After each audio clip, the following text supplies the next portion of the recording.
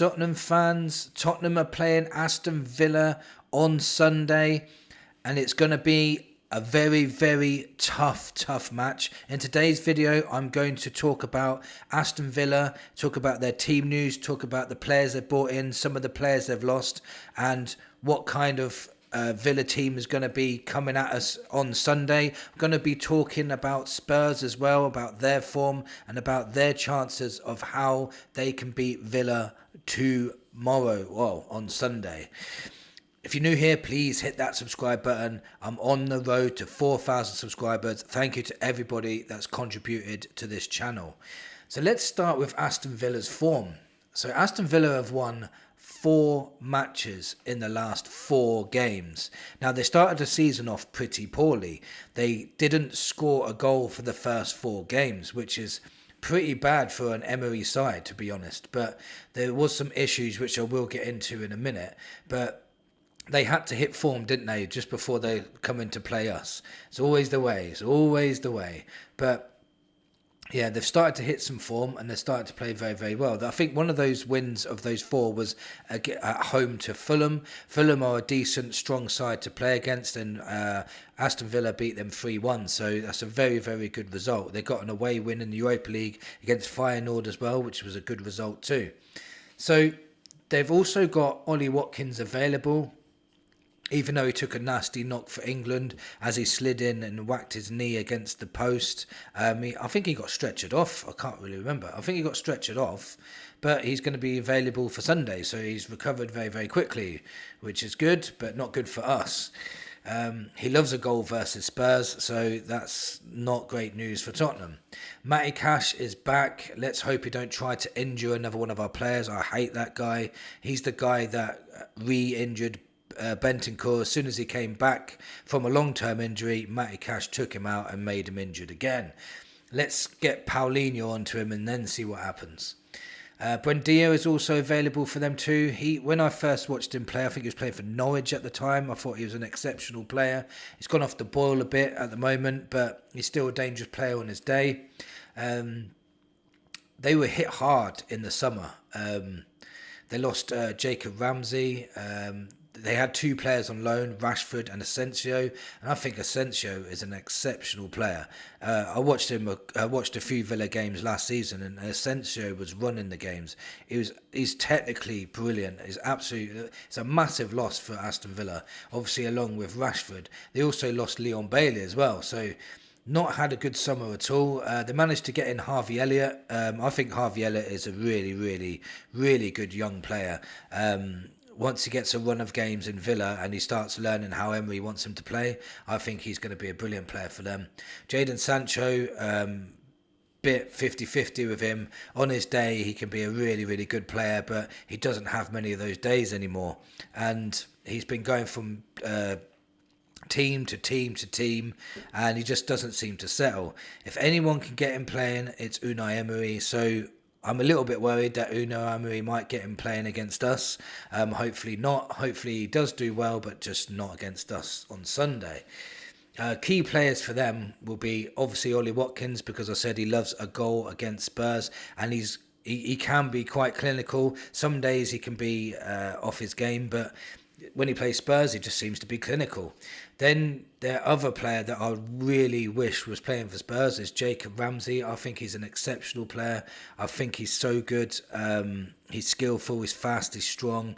He knows how to score goals. He knows how to assist. He's just got everything for a number 10 player. He's such a good player. Still quite young as well. So yeah, we're going to have to watch out for him as well.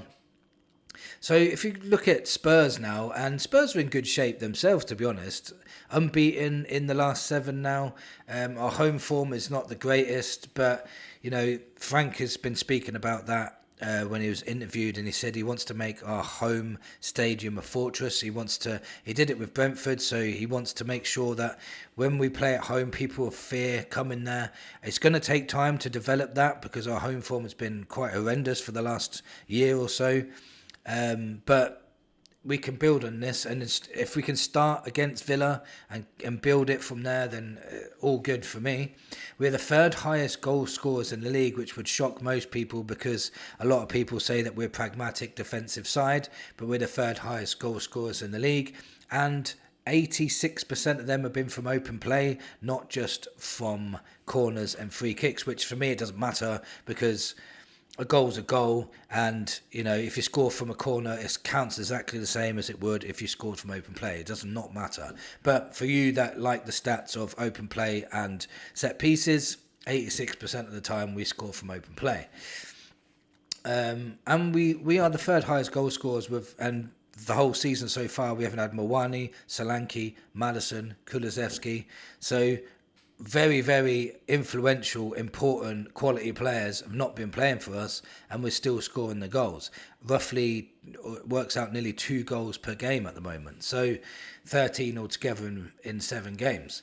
So we're not doing too bad going forward either. And then going back, we've only conceded 5 goals all season so far, which is not bad. We're very hard to beat, very strong structurally.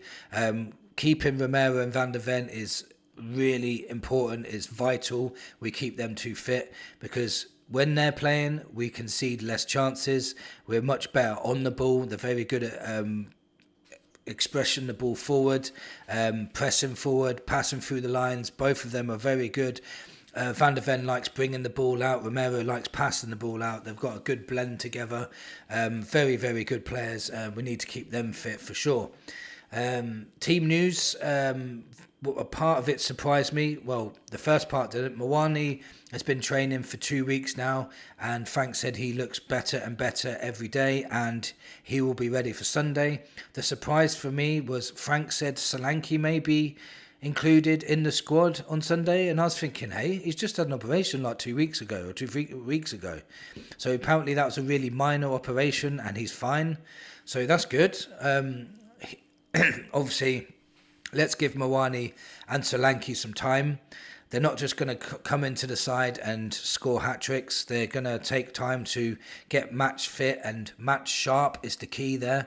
Getting match sharp is not as easy as people think it is. So they were concerned on Bergvall as well, but Bergvall's come out and said, I'm fine, I'm ready for Sunday, ready for Villa. So the starting 11, I think we should play roughly the same team that played against Leeds. I think we were combative, we were strong, we were resilient, we battled, we was winning duels. It was a very, very physical game, and we came out on top, which I thought was absolutely excellent. We got lucky at times, the Leeds could have scored a couple of goals, great saves from Vicario, but also we could have scored more goals ourselves with Tell hitting the crossbar.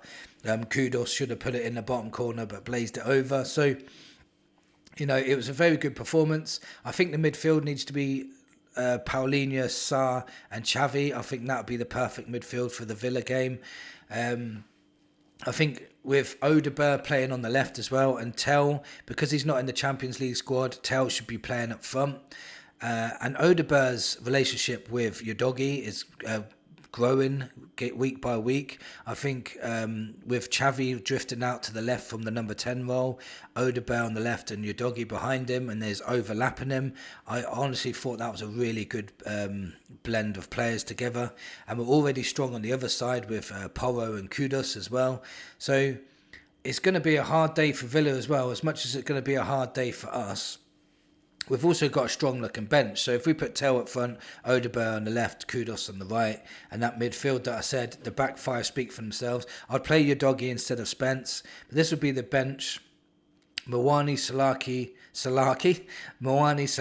Spence, Bergvall, Bentancur, Danso, Kingsky, Gray. There's some really good bench there. It's a really strong bench, and we ain't had that for a very, very long time. And I think that's what's going to be the key to winning this game. I think we'll be able to bring on players that can change the game, players that can influence the game or later on when Villa players are getting tired. I just think we've got a stronger squad than Villa, and I think that's going to show on Sunday. It's not going to be an easy game whatsoever. I think Villa under Unai Emery are always going to be a tough team to beat. Unai Emery is an exceptional manager, but But I think Thomas Frank is an exceptional manager too. So I think we're going to have too much for them. I do. I think, with the home crowd behind us, Spurs being motivated, I just think Spurs will get this over the line. It's not going to be easy. I'm going to go for 2-1 to Spurs. Who's going to score? I'm going to say Tell's going to get another goal, and I'm going to say Odegaard. I'm going to say Tell and Odegaard are both going to score on Sunday to say, I'm here now, and you need to start taking us seriously. And that would be fantastic, in my opinion. Hopefully, Moani does score, but that means we have to score 3. So then we'll win 3-1. But I'd like to see Moani score a goal or even come on and play well. That would be just as good. Let me know in the comments what you think. Do you think that Spurs can get a victory against Villa? What do you think of the Villa side? Thank you for watching, and come on, you Spurs.